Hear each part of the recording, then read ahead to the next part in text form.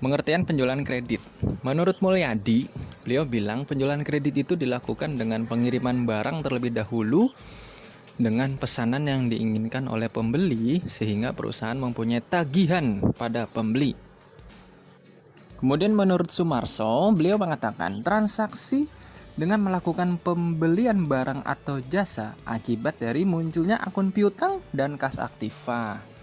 Jadi kesimpulannya adalah penjualan kredit itu merupakan transaksi pengiriman barang sesuai dengan permintaan pembeli dan serta juga perusahaan mempunyai tagihan yang diakibatkan dari penjualan tersebut.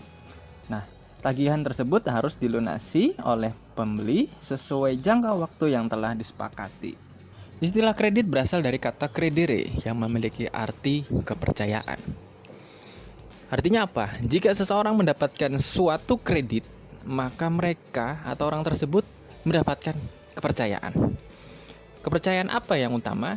Yaitu kepercayaan untuk melunasi, kepercayaan untuk melengkapi, membayar, dan apapun itu.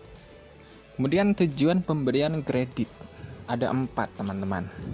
Yang pertama itu mencari keuntungan. Keuntungan untuk siapa sebenarnya? Kepada pihak yang memberikan pinjaman kredit, misalnya bank, koperasi, atau lembaga yang lain. Nah, keuntungan itu dari mana? Dari bunga, ya. Kemudian tujuan yang kedua itu membantu usaha nasabah atau si penerima kredit atau pinjaman. Misalnya untuk bantuan dalam suntikan dana, untuk investasi atau penanaman modal, ya, baik itu modal kerja ataupun juga modal usaha. Tujuan yang ketiga adalah membantu pemerintah.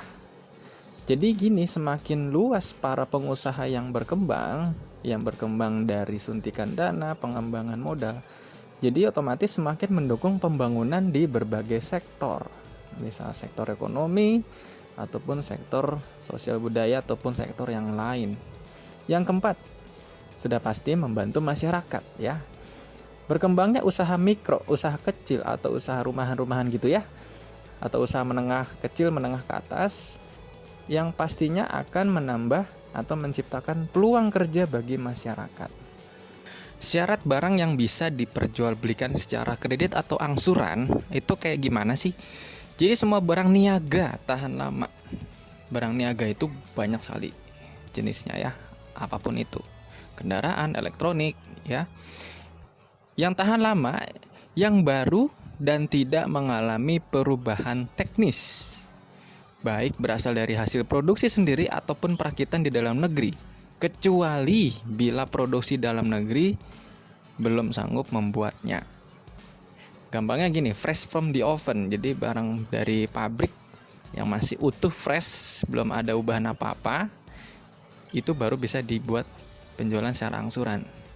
Contoh, mobil, motor, kulkas, handphone, mesin cuci, dan segala barang-barang elektronik yang bisa dikreditkan, ya.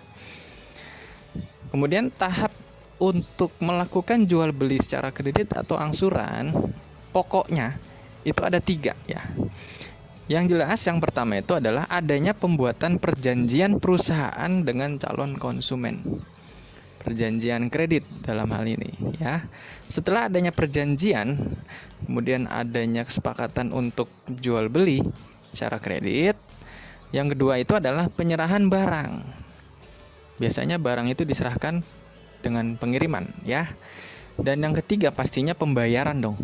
Pembayaran angsuran bulan pertama, bulan kedua sampai lunas. Berikut juga angsuran pokok beserta bunga. Jenis-jenis kredit angsuran ada 6. Yang pertama yang sering kita dengar, ya, kredit kepemilikan rumah atau KPR. Fungsinya untuk apa sih? Yang jelas untuk mewujudkan impian memiliki rumah dengan jangka yang waktu relatif lama. Biasanya cicilannya bisa 10 tahun, 15 tahun. Contoh dari kredit Geria Utama Bank BTN. Yang kedua adalah jenis kredit barang elektronik. Nah, ini tujuannya untuk membantu seseorang dalam pembelian barang elektronik secara angsuran atau cicilan. Banyak sekali vendor yang menyediakan kredit barang elektronik, ya. Bahkan marketplace, Tokopedia, Bukalapak, Shopee pun ada fitur cicilan 0% dan sebagainya. Kredit alat-alat rumah tangga. Nah, ini menarik, ya. Dari zaman dulu sampai sekarang ini masih eksis. Jadi sistemnya mereka menjemput bola saat mendemonstrasikan produk dan juga penagihan angsuran. Biasanya produknya itu panci atau alat-alat masak rumah tangga ya. Jadi jangan heran suka ada sales ke rumah untuk mempresentasikan atau mendemokan produknya kepada warga sekitar. Yang keempat adalah kredit kendaraan bermotor. Ya, ini pasti semua orang, kalian ataupun orang tua kalian ada transaksi kredit kendaraan bermotor, baik itu mobil ataupun motor. Biasanya perusahaan bekerja sama dengan dealer, ya, perusahaan ini ya, finance yang bekerja sama dengan dealer untuk memberikan layanan penjualan secara kredit.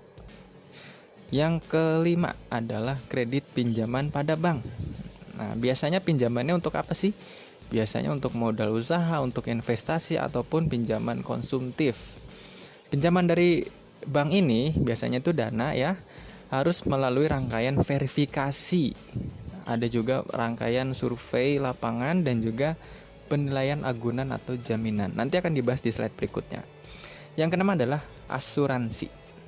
Nah, jadi tujuannya untuk kredit asuransi, baik itu untuk asuransi kesehatan, asuransi sekolah, dan asuransi kehilangan. Kalian memiliki program asuransi, preminya itu kalian bayar, ya, bayarannya itu kan per bulan ya, artinya kredit angsuran asuransi. Nah, macam-macam kredit ada 4. Yang pertama itu kredit konsumtif. Jenisnya apa aja sih? Jenisnya itu ada KPR ya, jadi konsumtif untuk kita membeli rumah. Lalu ada KPM, kredit kepemilikan mobil atau kendaraan bermotor. Dan juga kredit konsumtif yang sering dipakai masyarakat untuk kebutuhan sehari-hari biasanya. Jadi terlepas dia pembelian barang elektronik atau untuk renovasi rumah, banyak macamnya ya. Jadi kredit konsumtif. Yang kedua adalah kredit komersial. Biasanya spesifik untuk tambah modal kerja sebagai pengembangan usahanya. Misalnya untuk pembelian mesin, penambahan modal kerja, untuk sehari-hari kegiatan jual beli ya, beli gerobak, beli alat, semuanya ya. Biasanya pengajuannya ini kepada bank. Macam kredit yang ketiga yaitu kredit multiguna. Ini hampir mirip dengan kredit konsumtif. Pada tujuannya adalah untuk keperluan atau berbagai keperluan komersil maupun konsumtif. Namanya saja multiguna ya. Kamu mendapatkan pinjaman dari bank untuk kebutuhan apapun yang bisa kamu pakai. Dan macam kredit yang keempat adalah kredit tanpa agunan atau KTA. Sebelumnya, agunan itu apa sih? Agunan itu jaminan ya. Jaminan itu macam-macam banyak ya, nanti dijelaskan di slide berikutnya. Intinya adalah KTA itu kredit atau limit pinjamannya itu kecil jumlahnya. Ya sekitar 4 kali penghasilan bulanan debitur ya. Debitur itu penerima pinjaman. Contohnya apa sih? Kredivo, Akulaku, atau pinjaman-pinjaman online yang sedang marak saat ini gitu.